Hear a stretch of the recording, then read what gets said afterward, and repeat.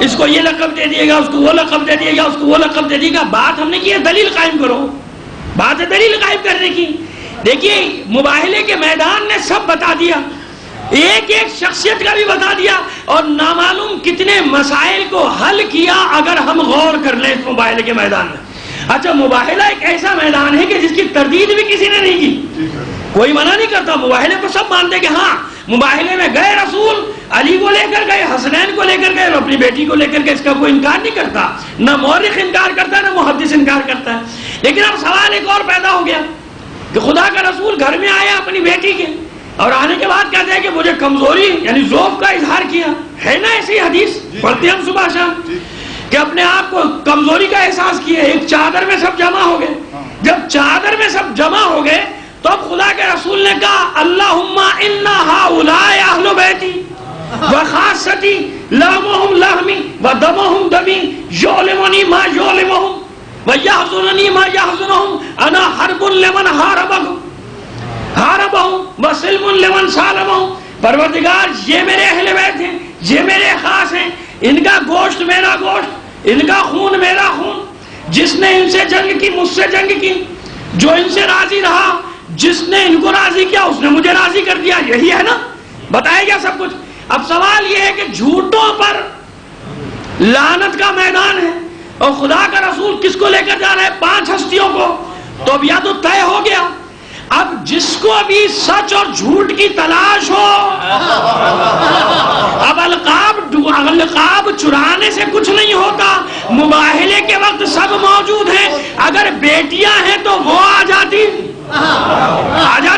نساءنا کے جواب میں صرف ایک خاتون کو لے جانا بتا رہا ہے، انفسنا کے جواب میں صرف علی کو لے جا کر رسول نے بتا دیا کہ کوئی القاب چرا لے، لیکن جب جھوٹوں سے مقابلے کی بات آئے تو پہچان لینا کہ صدیق کون ہے اور صدیقہ کون ہے.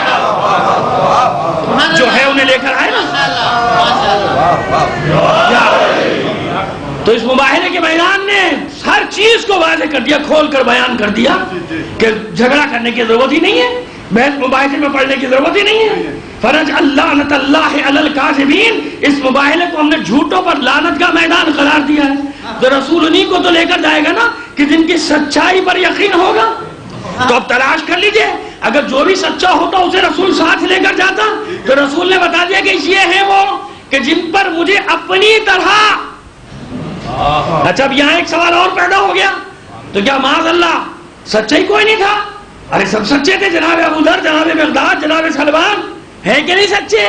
لیکن نہیں عزیزو، مسئلہ یہ ہے کہ مزاج پیغمبر کے خلاف ہے یہ بات کہ کچھ کو لے جاتے کچھ کو چھوڑ دیتے.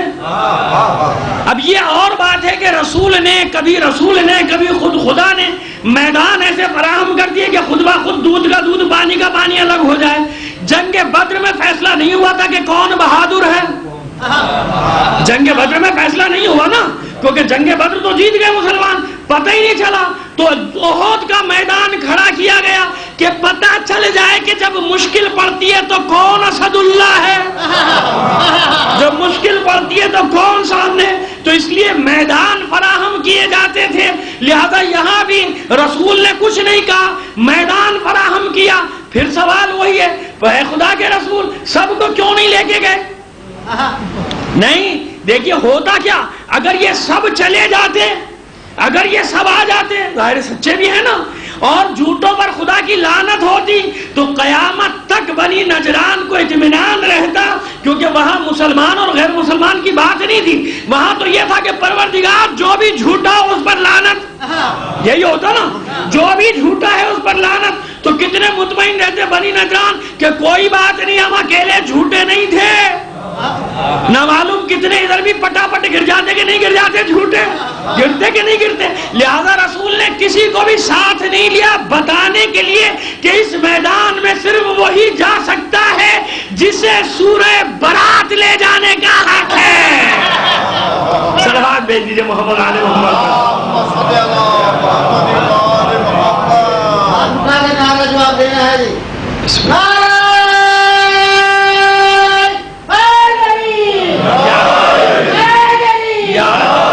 ماشاءاللہ صلوات بھیج دیجئے اتنی بلند آواز سے.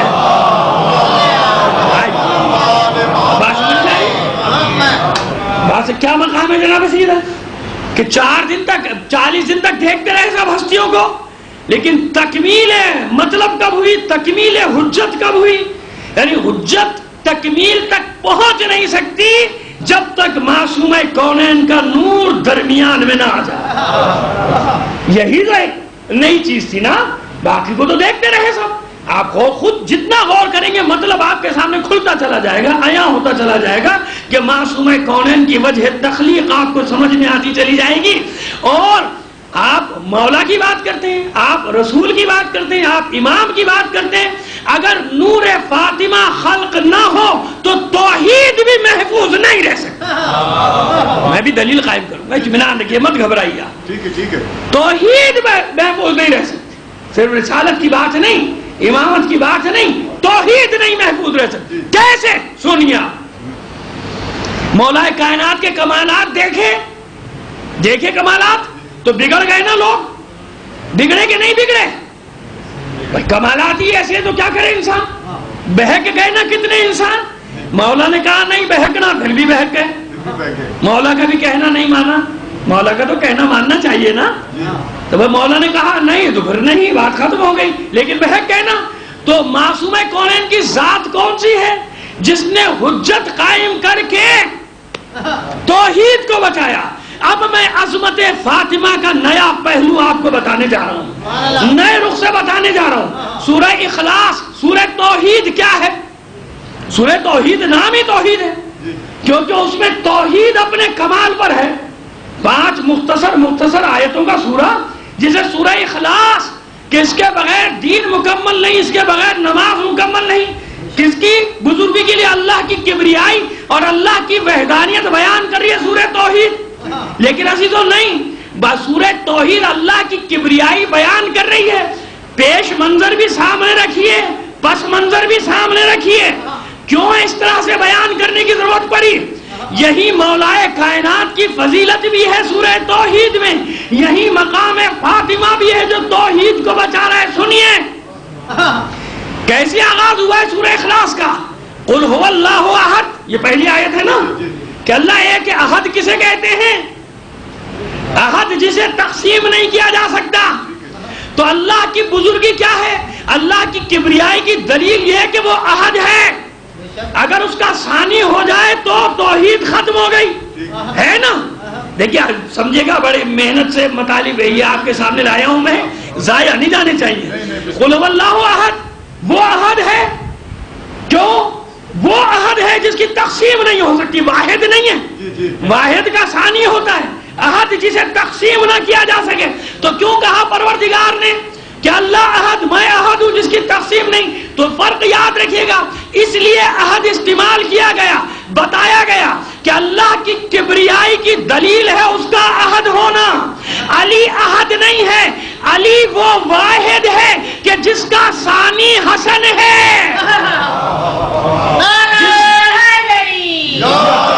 بھائی علی سے ہی نکلے نا 12-11 امام، علی کا ہی امامت کا سلسلہ.